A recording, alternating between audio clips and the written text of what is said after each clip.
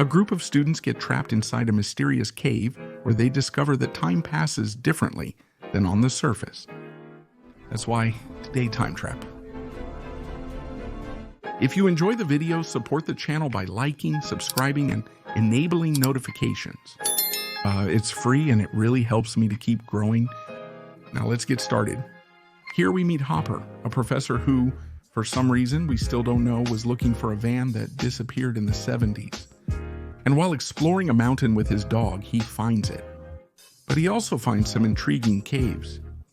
Upon making the discovery, he asks his student Jackie to pack a bag with supplies for a few days of cave exploration. And even though Hopper asked her to keep everything a secret, she tells her classmate Tyler about what Hopper wants to do. The boy then insists they be allowed to go with him. After multiple refusals, they finally let him go alone. In the caves, he leaves his dog to guard the entrance as he explores inside. And there we see that in the cave there is a very strange phenomenon where you can see a person as if they were frozen. That's the last known information about the professor. After 2 days with no news, his students decide to search for him. The only drawback with this plan is that they need a vehicle that allows them to go through the mountains. That's why their companion is called Kara. She agrees, but they must bring her younger sister and her sister's weird friend. Bezes, a girl, documents the entire trip as part of her school project. The boy gives each of them a camera to have more videos. We then discover the teacher's obsession with the caravan that disappeared in the 70s.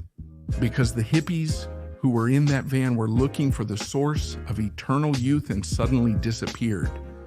They follow the path and arrive at the famous vehicle's location. They start to check it for any clue about Hopper, and they find several photographs where their parents appear. Does that mean that all this time, their teacher was actually looking for their parents? By chance, the odd boy discovers a rope leading to a cave. They decide to descend a cliff, but the text ends abruptly without completing the thought. Boy is afraid of the insects that are in there. He stays on guard from the outside. So what will it be? 1 beep for yes, 2 beeps for no, and 3 beeps for I love you? As they descend, they realize there is a kind of invisible barrier where the air is completely different and feels more humid. That is exactly the same barrier the professor was going through, but in another cave. Before passing through the barrier, he saw a man standing, who then walked until someone attacked him. Hopper follows him until he hears the screams and attempts to flee. The strangest thing begins when he gets out, as it's already completely night. And he wasn't in the cave long enough for that to happen. Regardless, this doesn't affect him, and he starts looking for his dog. But since he can't find it, he goes to where he had parked his truck. And there he realizes that the vehicle is deteriorated, as if many years had passed. He finds his student's ship in the same condition next to it. Despite his plan to leave, upon seeing Jackie's backpack, he gets ready to return to the cave. At the bottom of the cave, the group splits up. After Jackie and the girls separated to explore independently, they began hearing the same screams that Hopper had heard. They immediately go to notify the others and start planning how they are going to climb up. As Taylor and Jackie begin climbing, someone cuts their rope, injuring them. Despite this situation, they try to stay calm, but then, when they try to contact the boy through a radio, he doesn't answer them. That's why they start to believe that he was the one who cut the rope. But they keep trying to communicate, and another radio sounds very close to them. They start to ask, who is it? On the other side, they hear someone asking for help. When asked to identify the boy, he reveals it's Furby, the weird kid. All the girls are very surprised, but Taylor doesn't think twice and goes to see what's happening. Bips and her sister argue because Bips wants to go with the boy to a dangerous place, but her sister objects. In the end, they all decide to go, except for Jackie, who has to stay behind due to her twisted ankle. The group walks until they notice light shining through a hole in the ceiling. And there they joke about it could be Furby playing with the flashlight. When Kara climbs the rocks to investigate, she discovers something so terrifying that she tells Taylor to take the girl away. She keeps telling him not to let Viv get close. But Jackie ignores her and brings a camera closer to see what they are hiding. It was Furby's body. They start theorizing about what happened. They discover that someone severed the rope during his descent. Since his camera didn't take any hits, they start to review the videos he had recorded. After half an hour, the boy grew bored and started exploring the place. And that's how he found Hopper's father's diary. In it, he had written all the information about the Fountain of Youth. A native legend claimed that the fountain's water allegedly cured all diseases. When his daughter fell ill, he set out to find the fountain to heal her.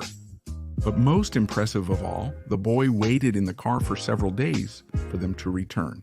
Since they didn't inform anyone about their trip to the caves, he felt his sole choice was to descend and search for the key to escape. And that's where his accident happens and the recordings end. After watching the videos, they realize they have to do something before everyone ends up like the boy. And even though she doesn't want to, Kara offers to climb without using any ropes and go get help. Before leaving, she asks Tyler if he knows anything about the lights and the current situation. He tells her that he thinks it's the sun that's moving very fast because being in there, the days on the surface pass in just minutes. And although that might make a bit of sense, considering the whole situation, she simply tells him that's nonsense and gets ready to climb. She manages it without much effort and realizes something is wrong because the air feels strange and all the trees that surrounded them are no longer there.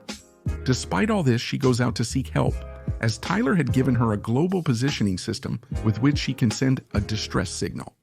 The problem with this is that in the distance you can see a kind of sandstorm, and in the sky there is a kind of spaceship. She rushes back to the cave to share her discovery, but the others only believe her after seeing the camera recording she made. The strange thing is that Tyler was also recording and saw that he only went out for a few seconds. This proves his theory that time passes completely differently in there, and that makes them lose hope completely.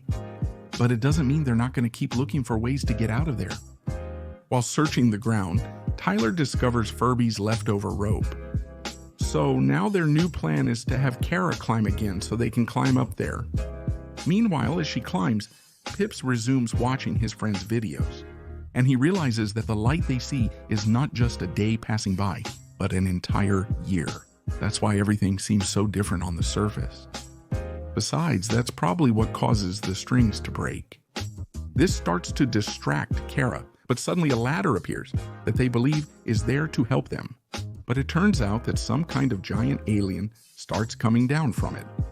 They quickly move aside and a prehistoric man appears who tries to fight with that alien, but the ladder puts a collar on him that leaves him immobile. He also grabs and compacts the ladder. Our protagonists start running and manage to shake him off when they enter a cave. There they find Hopper's parents, who look exactly the same as they did 40 years ago and are also dead. But by their temperature, they notice that they died minutes ago due to being distracted. Looking at them, they don't realize 3 other prehistoric men are right in front of them. So that the girls can escape, Taylor stays to fight and unfortunately dies. Luckily, the girls were able to hide. Kara returns to search for the boy, only to find him lifeless. Upon seeing his body, she becomes paralyzed. At that moment, the alien reappears, but simply ignores them and goes directly to a water source that is behind them. After collecting some liquid, he notices Taylor and grabs her, despite Kara's attempt to strike him. He brings him to the source and he miraculously revives. The problem is that the Neanderthals also came back, but the alien has no problem fighting them and putting the collar on them. The only problem with all this is that during the fight they took off his helmet, and without it, he can't breathe. Before dying, he shows them that they have been looking for them for weeks. And then, years passed until humans had to inhabit other planets, which is where this alien originates from. After he dies, everyone goes into shock, because no matter how much they manage to get out, they will never be able to return to their previous lives. But Taylor is confident that his professor will know what to do once he finds him.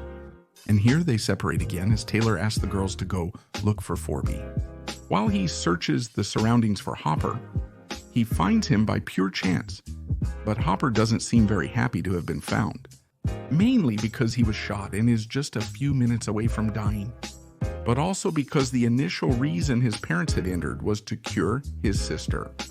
Unfortunately, they arrived too late as he found the source, but it's protected by another barrier that makes time pass slower within it. And on top of that, the girl is in this barrier.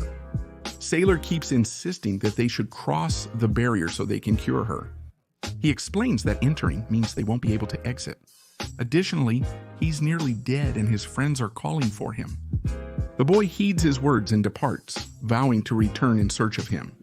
The biggest problem is that there are other Neanderthals on the way who are clearly going to attack our protagonists. Even though they just put Furby in the water, they have no other choice but to run away again. But this time, they grab the stick that turns into a ladder to be able to climb to the surface. They manage to put the ladder, but now the light stopped moving and instead of the sky, there is only water. But considering her options, Kara keeps climbing, and as soon as she puts her hand in the water, something starts dragging her. When Taylor tries to help her, those below manage to dismantle the ladder, causing Taylor to fail to reach Kara, and she ends up being grabbed by what appears to be a sea beast. Still, nothing happens as they first put a mask on her for breathing. And through the water, they can see how they are frozen as they fall, and then some kind of ropes come out that grab them just before they fall. Behind her comes Kara, completely changed, who tells them she will take them one by one, but they must prepare and hold their breath. Jackie, the most worried, goes up last. Kara reassures her, saying they will return for Hopper and Furby. More tentacles emerge as everyone ascends, heading straight for the children. After that, we see Furby waking up in the water, and the first thing he sees is that he's in a spaceship. Next to him, Hopper wakes up, and immediately the rest of the group appears. They show him that they also saved his teacher's family. And even though they are no longer on Earth, the important thing is that they are still together, although no one cares about what happened to Hopper's dog. This was Time Trap. Don't forget to hit like, comment on what other movies you want to see on the channel, subscribe and hit the bell so you don't miss the upcoming videos.